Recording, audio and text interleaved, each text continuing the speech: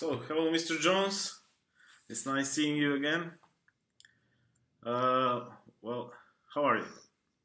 Fine, fine. How are you doing, Tony? Fine, too. Maybe we could start with the weather. This is now the second day the winter actually started. So it's in Europe and where I live, it was we were uh, very concentrated on the weather forecasts because of the energy situation and of the gas supply. Right, right. So are you paying a lot of money for gas now? Well, actually, the Europe was very lucky because this was one of the warmest winters on record. So basically, Okay.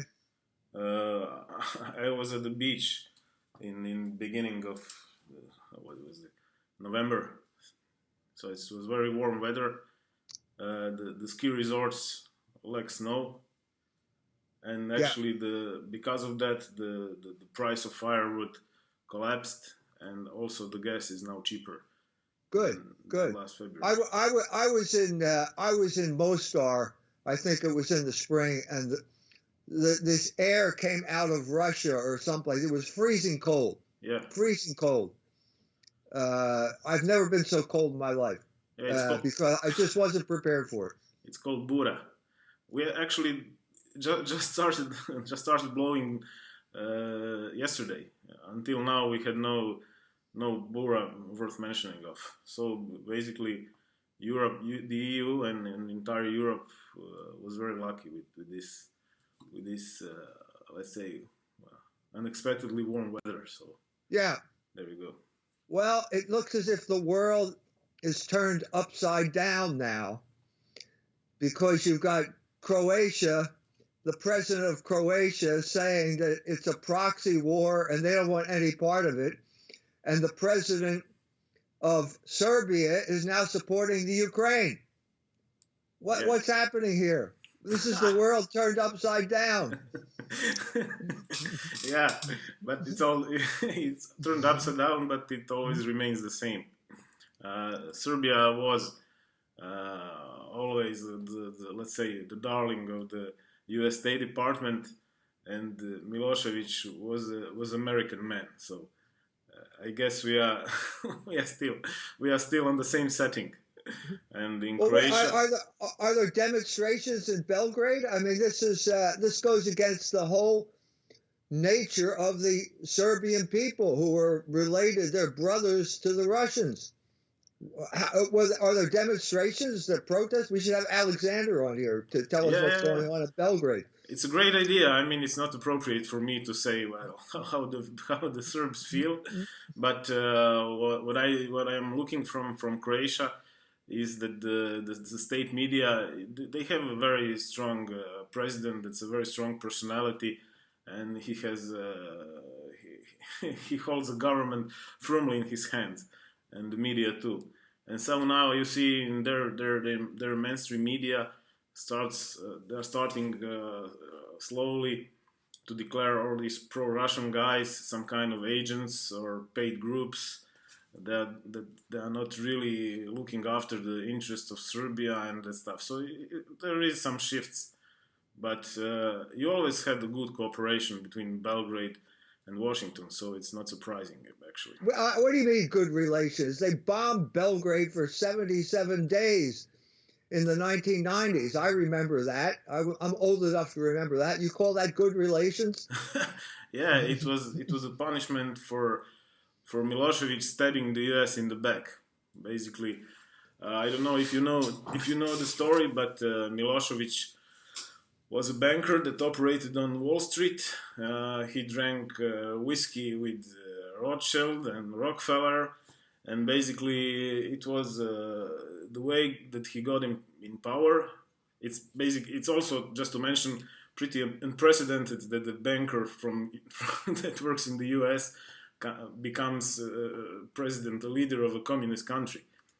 But the way that he acquired political influence is basically he gave away the credits via the credit line provided by David Rockefeller and the Chase Manhattan Bank. So he was basically buying influence and positions with Chase Bank money, and that's the way how he got in power. But something happened.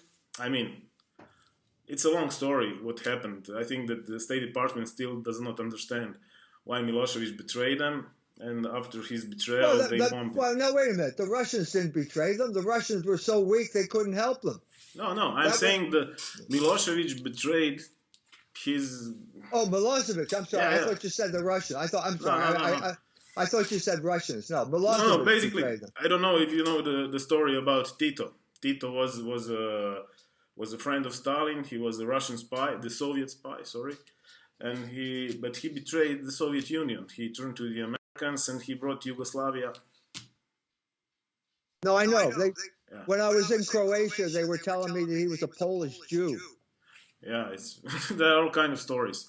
But what Milosevic did was basically Tito in reverse. He was an American guy set up by your, I guess, I'm guessing it was the Deep State Department, and he turned his back on the U.S. and they bombed him for it. Yeah. But okay, but it's a different. It was long. A lot of scholars and a lot of debate about why he did it. So the thing that they came up with, it's because of his wife. But it's right. This is an interesting topic, maybe for another conversation. Well, what about Vukic? Does he want to get in good with the bankers now? The what? The bankers. Oh, the bankers. Does Vukic nothing's changed basically with the bankers. We adopted euro on the January the 1st. So our national currency went into history, and we are part of the Eurozone now. So why is Milanovic talking this way now? This doesn't make any sense. Yeah, well, we have basically in Croatia, we are not a presidential. We don't have a presidential organization of politics. We are a parliamentary state, and the president is more or less like a figure, more or less like in Germany. Right. The president shakes hands. He has some influence in the military and in the foreign relations, in the diplomatic corps. But the most of the power is with the prime minister. And our president and our prime minister are like sworn enemies, and they are insulting each other constantly. And it has a lot to do with this, because our prime minister is very pro-Ukraine, and then by extension our populist president is probably now against Ukraine. But what is also very interesting, there was this vote in Croatian parliament to approve some symbolic military aid in training of the Ukrainian soldiers or something. And the vote, I think, had to acquire 2/3 majority. And the guys that voted against it was the Red Greens. I mean the Greens. The people. Did you say Greens? Yes, they voted against helping Ukraine. This is the biggest warmonger party in Germany now is the Greens. Yeah, I know that. There's something crazy going on here, or is it the fact that the generals now have taken control in Germany? No, it's and they're telling Schultz, we're not going to send tanks to the Ukraine. Is it the generals taking over? Now, to explain this, I think we have to go back in history, and I can try to expose what is the root of all this. So you had, after the Second World War, you had a lot of Catholic politicians, because the Catholic Church was the only institution that worked after the Second World War. So you have this great forming of the EU, by now the venerable Robert Schuman, with his Catholic friends, with De Gasperi and Adenauer. So they are basically all three of them are culturally Germans, but one is Italian and the other guy is French. And they came up with this Catholic idea of European solidarity. And so what was their idea? Immediately they saw the European industry was based on coal and on steel. And they saw that coal is not going anywhere, and so you need another energy source. They avoided purposely. The idea was to avoid oil, because oil was coming in with the tankers, and the US controlled the tankers, and the pipelines were controlled by Moscow. So they tried to avoid both of them, and already in 1957, it's only 6 years after this Schuman idea, they come together. They signed in Rome on 25th of March. They basically found an Euratom. The idea was that the Europeans will put their intellect and the strength in building nuclear reactors and the nuclear power, and to make this common market for it. So it was going very well. It was basically an idea that will set Europe independent of Moscow, but also from Washington. And it worked great. France, I think, had some 60 reactors, and West Germany also had some 60 reactors. Right. I was there. But what happened? What happened? So in the 90s, you have this merger of two Germanys. The Western politicians, how to put it, they were used to see, they were brushed their shoulders with the CIA eventually. I mean, sometimes. And the guys the politicians from Eastern Germany, a lot of them were in some kind of a contact with their other secret service. And so both the Americans and the Russians have influenced the German politicians, both left and right, to scrap the nuclear power.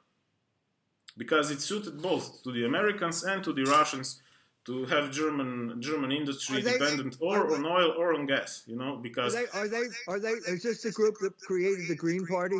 Yeah, also Merkel also voted against the nuclear power plants, because she has this Eastern German relations, but it's the classical trap, Democrat, Republican, but it's basically all the it's both of them work against like the basic national interest. Yeah. Because have you seen Princess Gloria von Thorn und Taxis? Do you know who she is? I heard of her. Okay, she's now saying that the Greens are implementing the Morgenthau Plan. Do you know what the Morgenthau Plan was? Yeah, I have an idea. The Jew Morgenthau was going to starve Germany to death by deindustrializing Germany. Well, that's exactly the program of the Greens. Yeah. Deindustrialization. That's what the Greens want. Some say that the ultimate goal of Morgenthau Plan was to push the Germans into the arms of the Moscow. Right. That's because Harry Dexter White was the man. He was Morgenthau's assistant. He wrote up the plan, and he was a Jew and a Soviet spy. And so they wanted to make the situation intolerable in Germany, in the American, the Allied, the Western sector, so that they would welcome the Russians, the Soviets, with open arms. I've heard that story. Isn't this like a replay of that scenario? Well, that's what I'm trying to figure out. It seems obvious that the Greens are working to deindustrialize Germany. So who are they working for? Are they working for the Jews? Is that what's going on here? The only way you can get to political power in Germany is by doing something that the Jews approve of. Nothing has changed here except the quality of the German leader. There was some type of resistance, I think, with people like Adenauer at the beginning.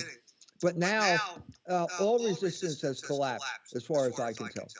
The Jews have total control over the mind of the German people at this point. Well, yeah, they've been through denazification, so I guess that was a part of the deal. But what I was saying about this replay of the Morgenthau plan, there is some similarities when you are trying to push Germany independence of the Russian gas. So basically, Right. you still want to marry this. The goal of the Anglo-American foreign policy was always to break up the Eurasian landmass and to prevent any type of alliance between Germany and Russia. That has been classically the goal of Anglo-American foreign policy.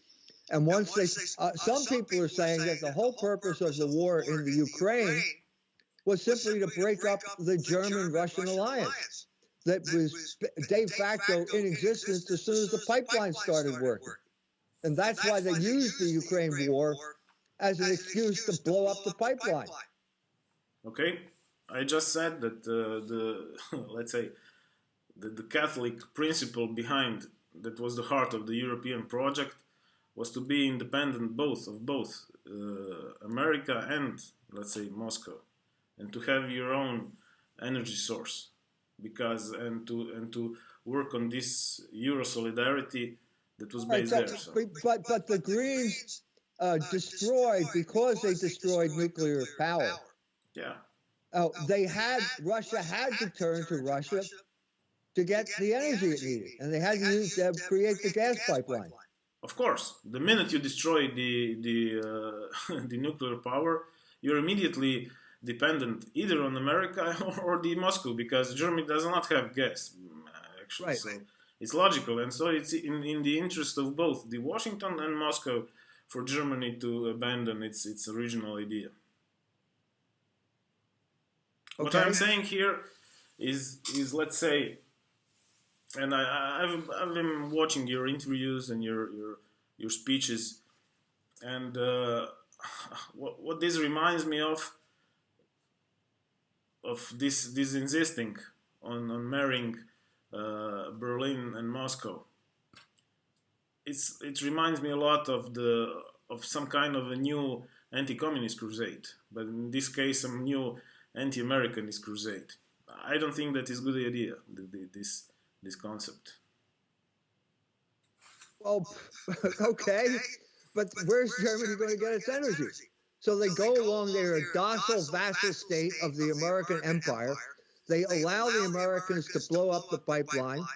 Now they are paying 6 times the market price for liquefied natural gas from the Americans. And now, so they're going along with it. Now the German generals are standing up to the Americans and saying, no, we're not going to send tanks. How's this going to be resolved? The German people, I would say, in general, the German, look, I just saw an interview with Mike Krupa. Mike Krupa is the man who was my translator when I did the Polish book tour for Libido Dominandi. So I got to know that guy. I traveled all over Poland with him. I respect him, and I think he's an honest guy. He just said the Polish people are not in support of the war in the Ukraine. Now, I find that hard to believe, but I respect his opinion, because maybe there are the Polacks who are in charge of Poland right now are crazy. You got people like who was Sikorsky, the former defense minister. He thanked the Americans for blowing up the pipeline, but apparently you've got the same situation throughout Europe, where the people are against the war, but the oligarchs who own the politicians have turned the country's foreign policy in favor of the war. The only 2 exceptions I can see now are Hungary and now Croatia. Well, regarding the blowing up of the pipeline, if the Americans did it, did you know that they actually failed to, they forgot to blow the new pipeline? Right, I heard that, yes. And the Americans did it with the help of the British, I think. So it was a NATO operation. But is it strange that I think there were used some, I don't know, 4 or 6 charges set on the, everything was set on the old Nord Stream pipeline, and they left the new one untouched. It was a mistake. I don't think that was intentional. Why would it be intentional?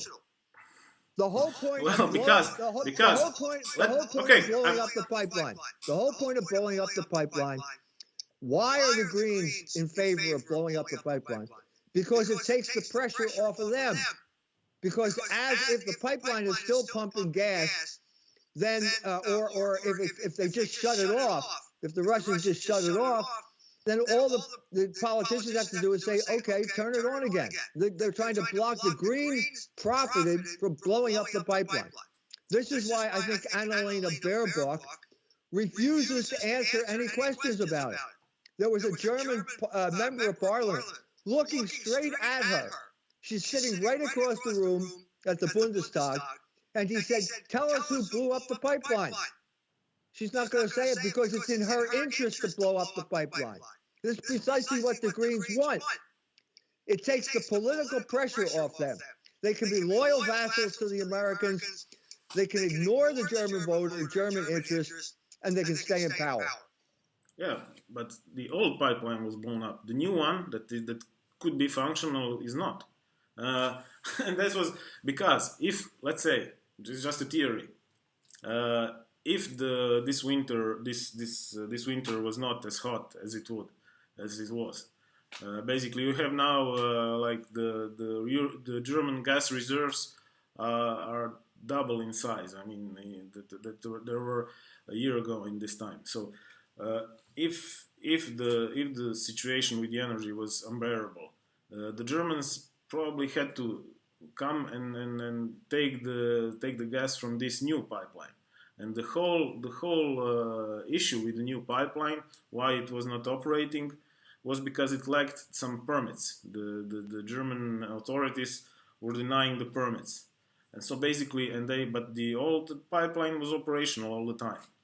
So basically, if the Germans wanted gas in this hypothetical situation, they had to lose their face and accept gas from this unauthorized new pipeline. So, but the idea that I know it's kind of strange if you have this kind of underwater operation with multiple detonations and the new pipeline is forgotten. I mean it's so I'm not saying anything. Just it's not as clear as yeah.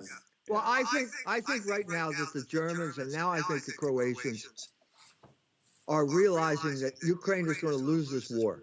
They're going to lose it within the next month. The Russians are already attacking Zaporozhye. The Russians have surrounded Bakhmut. Once those two places fall, they can go straight to the Dnieper and they will take over the eastern part of the country. And I think that the German generals are saying, why should we've already given them tanks and they've lost all the tanks, so why should we throw good money after bad? So I think what you're seeing is defection from NATO. I think that the Germans are defecting. It's like passive aggressive behavior, like Ratzinger. It's like, no, we're not going to send the tanks. That's significant. What do you think? So you are defining the Russian victory as taking of Bakhmut or conquering coming to the east coast of Dnieper? I'm saying once they take over Bakhmut and Zaporozhye, there's nothing to stop them. The Ukrainian army has been destroyed. There are no fortifications between Bakhmut and the Dnieper, the east bank of the Dnieper. That will be the end of the war as far as the Russians are concerned. So none of these tanks is going to... I think the Germans know that. They're saying, look, they're going to lose anyway. We need these tanks. We're not going to send them there. It's just a waste of time. I think that's the consensus that's emerging in Germany. And maybe Croatia is going along with Germany. Croatia has always had close relations with Germany, historically.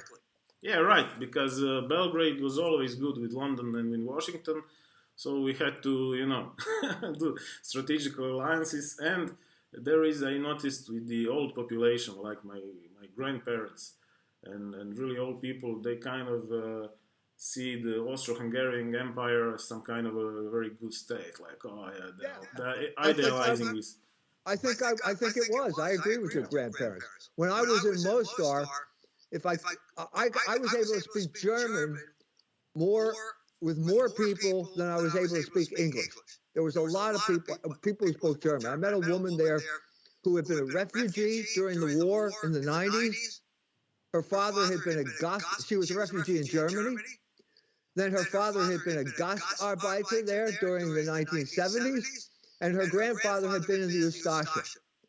So you had this multi-generational contact with Germany. So maybe Actually, just to correct you, the Ustasha were financed by Mussolini, so it is Italy, but never mind. Yeah, but they were allies with the Germans. Okay, so but the point is maybe the Croats are talking to the German generals.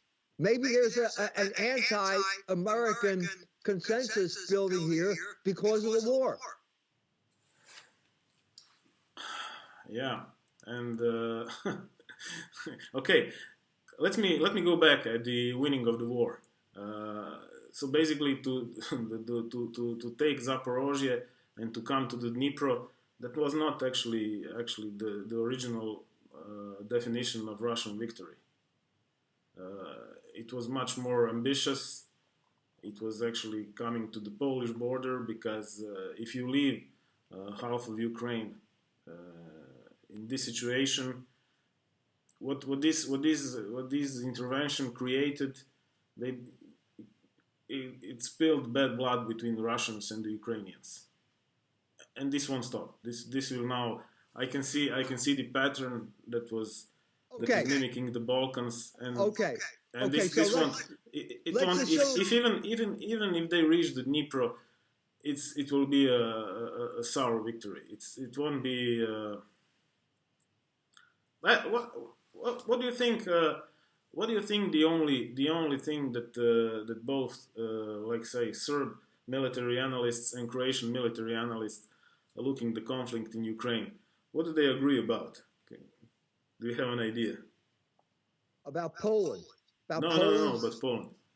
About this Russian war in Ukraine. All right, what do they agree about? So all the best minds in the military of Croatia and both in Serbia agree that this war is being waged with a huge deficit in soldier numbers. You have a lot of tanks, you have a lot of bullets, shells, and both sides lack soldiers. Russians lack soldiers even more than the Ukrainians. There is basically a shortage of men in the fighting age. And if we go back to history, we can easily pinpoint the source of this of this shortage. What is that? Contraception? Worse, it's abortion. Abortion. In the 80s, in the 70s, 80% of pregnancies in the USSR were terminated by abortion. Where? In the USSR. Yeah. Okay, I know that. Yeah, you're right. In Russia, the number of let's say aborted pregnancies and the pregnancies they ended up with birth was equaled only in the late 2000s. I think it was 2008. So all the way until 2008, on every born Russian there was an aborted one. Yeah. Yeah, look, my oldest grandchild, my granddaughter, was born in Vladivostok. And when her mother was in the hospital, she was told that, well, you're only going to have one child, because that was the rule in Russia at that point, de facto in the hospitals. My daughter-in-law then went on to have 8 children. She had 8 children over here. But that makes her the exception, because it was clear that you were only supposed to have one child. And this was after the fall of the Soviet Union as well. Yeah, only recently. What is also an interesting detail. There was when you know, so I here have available these Russian programs that are not intended for American audience. They are local. I mean, for local consumption. And when they want to badmouth Poland when they want to show that Poland is a backward country, and when they will really say something bad about Poland, they say, "What kind of country is that if the woman cannot abort his child?" I mean, it's even like 2 or 3 years ago, is brought up in the Russian media as an obvious example of a backward and unfree country. Yeah, I agree with that. But we're talking about, that's a long-term issue. Demographics are a long-term issue. I'm saying that right now, they have enough power, manpower, to go all the way to the Dnieper. And the Dnieper is a defensible boundary. You can defend that line, I think, effectively. And the big question in my mind is, if they do that, does this mean the Poles and the Americans are going to enter the war from the West?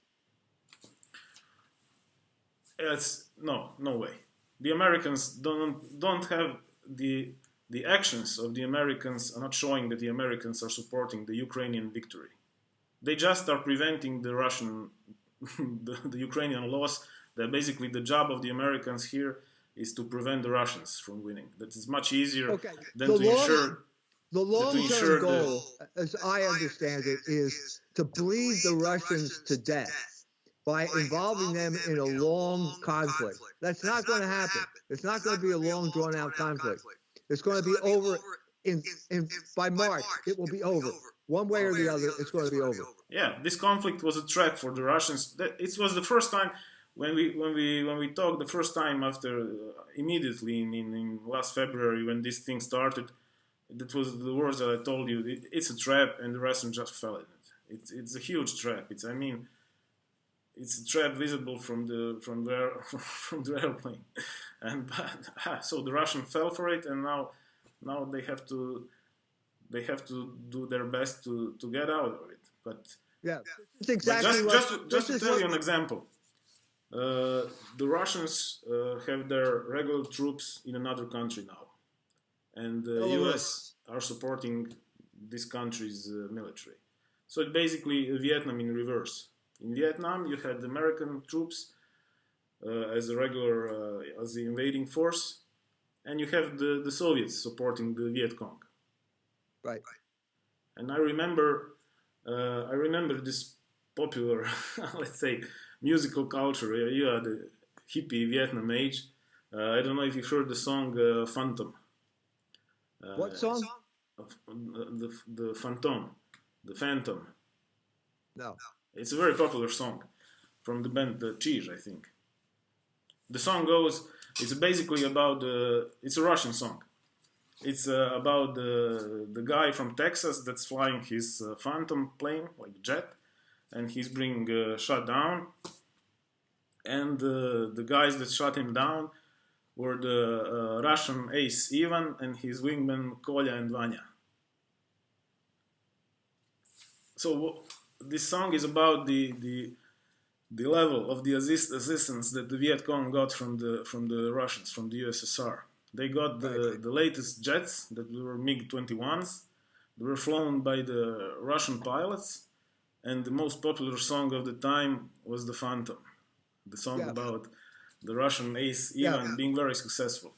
So until we see some Hollywood movie about this some flanker or some Sukhoi guy that was shot down by the Ukrainian F-35 or whatever, piloted by an American pilot, you don't see this determination to make Ukraine be victorious, basically.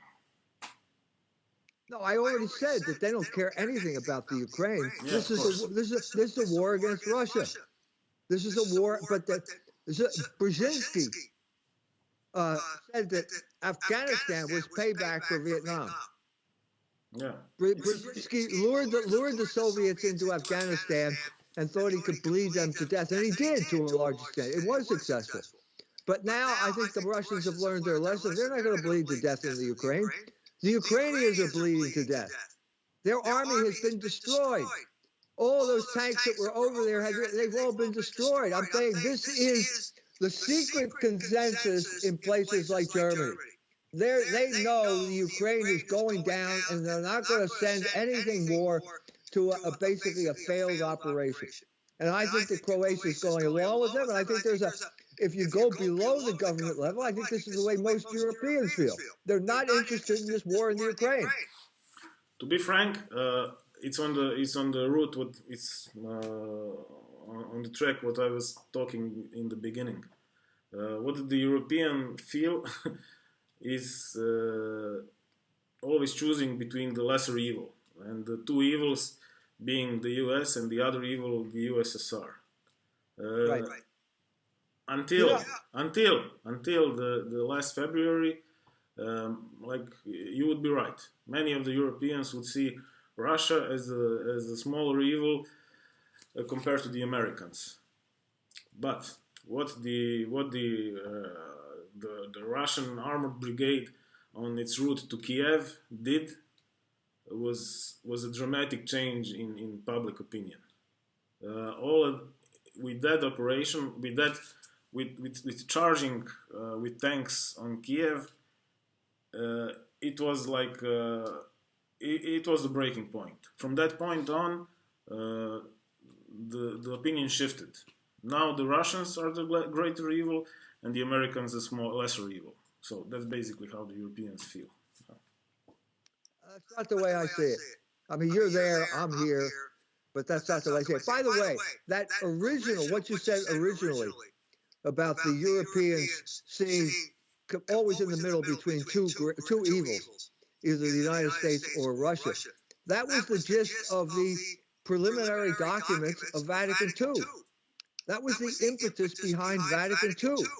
That is exactly the way Cardinal Ottaviani saw the world in 1960. That basically Italy, with its traditional culture, is being crushed between two millstones. Yeah. One's the United States and one's the Soviet Union. Their culture is being crushed. And if you want a documentation of that, someone who thought the same way, watch Fellini's movie, La Dolce Vita. Have you ever seen that movie? It's an old movie. La Dolce Vita came out in 1960. Yeah. Famous movie by Federico Fellini. Anyway, you not older than me, buddy. I was 12 years old when it came out. So this is what I'm saying here. This was the traditional Catholic understanding, which would also be Adenauer's understanding, probably Gasperi's understanding, and whoever got Schumann. Was it Schumann? Was it the Frenchman? Yeah, it's the venerable now, Schumann. But what I'm saying, this was a European consensus at that point. It was also the Catholic consensus. And what happened? It fell apart because of who's the villain in this story? Who's the villain? Joseph Ratzinger. Yeah. Joseph Ratzinger is the man who showed up in Rome and got the Council Fathers to throw out Ottaviani's documents and then basically imposed the Holocaust on the Catholic Church. In other words, a completely pro-American, pro-Jewish agenda got imposed on the Catholic Church by Ratzinger. Yeah, some people call him the American Pope. Time magazine said he's the first American Pope. Yeah. Yeah, precisely. I agree with you 100%. What could have prevented that was, I know it's even in my family. When I was a kid, I asked my father, well, what's the difference between us and these Protestants? No, yeah, they're just like us. They love us. No. No. You can tell he didn't come from America. Yeah. My wife's family, she was an Episcopalian. I always say my first wife was an Episcopalian. She's still my wife, so she's my first wife. But they hated Catholics. This was one of the fundamental fault lines in America at that point. And I'm saying that we have been suffering ever since because of what Ratzinger did. Ratzinger, you said who could have changed this? The one man who could have changed this was Ratzinger. So you remember how John Paul II went to Warsaw after he became Pope Yeah. and declared war on communism and brought about the fall of the Soviet Union. Where did Ratzinger go after he became Pope? He went to Munich. Do you know where he should have gone? He should have gone to Dachau. And he should have said, hold mass in Dachau and then say, give a homily and ask, where are the gas chambers? Or they were claiming there were gas chambers in Dachau. By the time he got there, nobody was claiming that. If he had done that, he would have broken the law in Germany. And then what are the German authorities going to do? Are they going to arrest the Pope? He could have done that. And he didn't do it because he was an American. He had internalized the commands of his oppressors. He had been brainwashed by social engineering. He identified with his oppressors more than he identified with the German people. Yeah. We shouldn't speak about the dead, but okay. De mortuis nil nisi bonum. Yeah. What could have been useful, more Catholic American voices to explain this this dislike for the church. I mean, it's clearly visible when you read the memoirs from the guy that founded CIA in Belgrade, and the guy that was in the ambassador, the Allen. You can clearly see the source of the tragedy that came upon the Balkans by the State Department choosing Milosevic for the job. It's like with Stepinac. You have the guy cooperating with Tito. You have the intensive relationship between the CIA and the Tito. You have the some kind of a deal between UDBA and CIA signed in Washington in '53. And they say basically, Stepinac, he's bad, and the guy says, oh, he's a Catholic. Of course, he's bad. Who said that? Who said that? It was, his name was Morton English. Morton English. You can. He's the only. He was in the CIA. Yeah, he founded the CIA office in Belgrade. Good. He published his memoirs, and his father. When he was retired, he went back to Vermont, and he was preaching in his. I think he's also an Episcopalian. Not sure, but he was preaching in his church, and it also is the interesting. Let's say almost some conscious relation to the religious question in the Balkans. He's the guy that kissed the Pope's ring when he was serving in Rome, and then he basically, with the UDBA, installed a new patriarch in Belgrade, and he kissed his ring in the ceremony. And it's photographed, and it was published in the New York Times.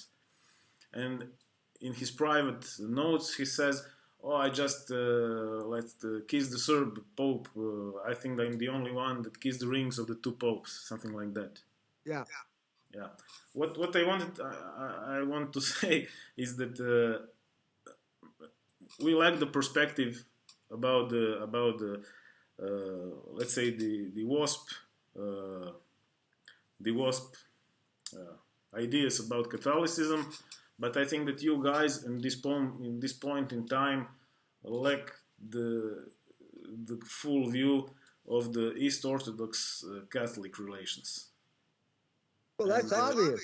I mean, I'm lucky I understand relations with Protestants, much less with the Orthodox. This was all completely alien to American culture. But at that time, after World War II, a guy by the name of Paul Blanchard wrote a book called American Freedom and Catholic Power, in which he said basically Catholics are fascists, and now that we defeated fascism, we have to defeat Catholicism. And everyone in the WASP ruling class elite agreed with Paul Blanchard. That's when we had a WASP elite. We don't have one anymore. We have a Jewish elite now. Yeah. And the turning point came in 1978, I think, when John D. Rockefeller and Nelson Rockefeller both died. At that point, the Jews took over. It was the beginning of the end. So by the time you have George Bush as president, the Jews were in total control of our foreign policy. Well, what's with Russia and with Eastern Orthodoxy? They pretty much dislike the Catholics. Maybe it could be a shock to you, but it's actually they see the Catholic Church as an enemy and they act accordingly.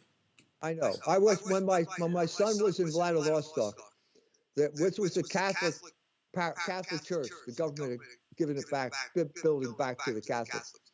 The priest told me that he met an Orthodox priest in Vladivostok, and the Orthodox priest told him, "We'd rather have Moonies here than Catholics." Yeah. That was the attitude that they had, this hostility of the Orthodox toward the Catholics. And it's also reflective now in Ukraine. It's also a long, complicated story. But when you say that the Ukrainians are like fighting for the gay disco, and the Russians are basically now the how would I put it, the the true, I mean, the what? No, let me heavenly empire. Let me tell you what I think. I think that the Russians are the scourge of God. The scourge of God. The Russians are punishment for the apostasy in the West. That's the punishment. God is punishing Europe for its apostasy. Actually, the Russians are punishing Ukraine now. And and they are like Mongols. You know? The Mongols were scourge of the earth. You know, Attila.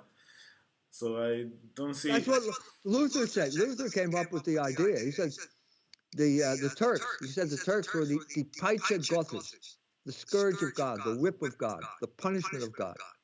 Yeah, that's what he said about the Turks. Yeah, and just to say, the Turks conquered all the Orthodox countries. Basically, the fault line, the boundary between the Catholics and the Orthodox was Bosnia. And somehow, you know, the scourge came all the way to the boundary. They tried to cross it and to take Vienna, but they failed. So right, the scourge was more or less confined to this boundary. Right. I remember being in Mostar. If you crossed the bridge, you went to the Islamic Republic of Bosnia. From one side of the Red Va to the other, you went into an Islamic Republic at that point. That was in Mostar.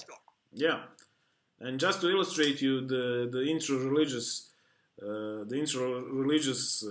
let's say, relations in Bosnia. You have three religions: Catholics, Orthodox, and Muslims. Right. Of the three. One just like America. I say Yugoslavia is just like America. Instead of Protestant, Catholic, Jew, you have Catholic, Orthodox, and Muslim. Yeah, and believe it or not, you had some instances of now, let's say, after the fall of the Roman Empire, of the Ottoman Empire. You had some instances of Catholic-Muslim cooperation against the Orthodox. It's right. because of the nature of Catholicism and Islam as universal religions, and the Serbs are basically a tribe, or ethnophilatist is the Greek word, but it's basically a tribal religion. Right. You have. Regardless of these two being Christian and the other non-Christian, it turns out that you have more alliances between the two internationalists than the other. Yeah. I think didn't that happen in Mostar? That the Croats allied themselves with the Muslims, and then they broke up, and then that alliance fell apart, and then they had a battle. The alliance, and the Mostar actually there were fierce battles between the Croats and the Muslims, but you had other parts of Bosnia when the alliance worked. So it's an interesting topic in the sense that let's say the Croatian the Catholic Orthodox relations are not really. I don't think that the pushing Europe in the Moscow arms and I mean it's geopolitics. You can cheer for this side and that side. It's not that doesn't have this doesn't have this weight. But when you're declaring that the Russians are fighting for morality and that they are some kind of Christian country fighting against the gay disco, it's not. They are a Christian country. They are Yeah. officially a Christian country. It's Yeah, Orthodox. The problem with Orthodoxy is exactly what you said about the Serbs. It's a tribal religion. I was at the Church of the Spilt Blood in St. Petersburg, and all the plaques around the church were celebrating the conquest of Kazakhstan, the conquest of Uzbekistan. It's like the Anglicans. It's like a national state church. That's the problem. That is the problem. But to say they're not, they are Christian. Russia is a Christian country now. You can't deny that. Yeah, just like America or England. No, we are not a Christian country. This is not a Christian country at all.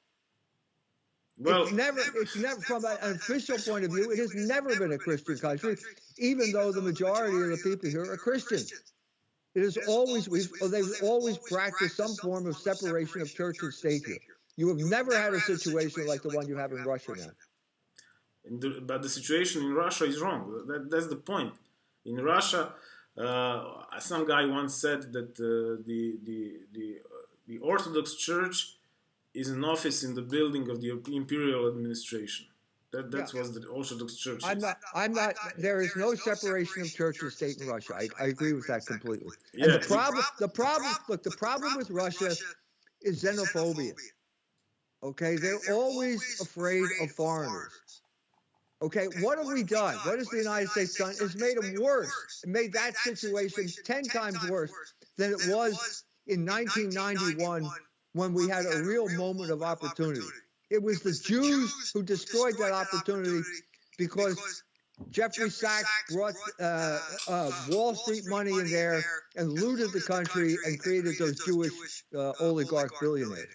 That was the problem. It exacerbated Russian xenophobia to where it's the worst it's ever been right now. Well, you cannot put it all on poor Jeffrey's hands. It was impossible to do it without the shakers in Moscow. The fact that the most okay, I'm not this big Russian expert, but I can tell you what the Russians would tell you. I mean, the ordinary Russian would say that the Russian elite and the Russian oligarchy, they are all Goldberg's childhood friends, and that Abramovich basically proposed Putin as the next ruler. You know, it's not that the relationship was kind of brought from the U.S. I guess the Abramovichs and no, I'm not saying. I'm saying the United States exploited it. Obviously, there was a situation there, but the United States exploited it when they should have cultivated some type of fair treatment. They should have abolished NATO in 1991. They should have abolished NATO. If they were interested in peace, they would have abolished NATO, but they didn't. They lied to Gorbachev. They lied to Yeltsin. I'm talking about George W. Bush now. And they intended to expand NATO all the way up to Russia and destroy Russia. That's obvious now. Yeah, it looks that way. But this latest operation was like champagne corks in Washington, because the NATO was, I think, on the way to dissolution, to be dissolved. Well, it's happening right now. I think that's what's happening. Germany. No, Hungary, it's not. wait, It's Hungary, not happening. What about Hungary, Germany? Turkey is already out of NATO. Turkey is de facto a Russian ally. They're using Russian weapons. So it's already disintegrated. I mean, yeah, and Finland is now Finland. The what? The Sweden and Finland. Yes, they are now entering NATO.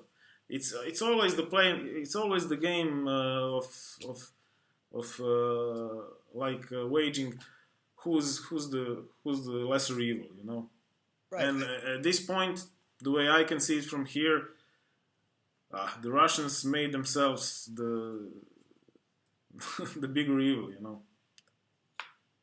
I think it was a trap, because until that point, the public opinion was more sympathetic to Russia than to America, because the Americans in a lot of instances overplayed their hand, that they were too aggressive, too pushy, and people looked at there's even a culture wars element to it, because the stuff that the US pushed, so there was a lot of sympathy to the Russians, but what we can do, I think this action destroyed that.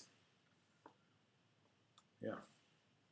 It's at least what I can see. Okay, Mike. All right. Always a pleasure to talk to you, Tony. Yeah. Someday I'm hoping to arrive in Kirk and spend time at your vineyard. Yeah. But that debate with Jared Taylor is never going to happen in Zagreb. That was a moment of opportunity, and that has passed. The white boys aren't talking to me anymore, so it's not going to happen. So. Are there any white boys left? They're dropping by the minute. They're all becoming Catholics. Oh my God. Anyway. Okay, good to Mike. talk to you, Tony. Yeah, Peace. Peace. Salam. Inshallah. Bye.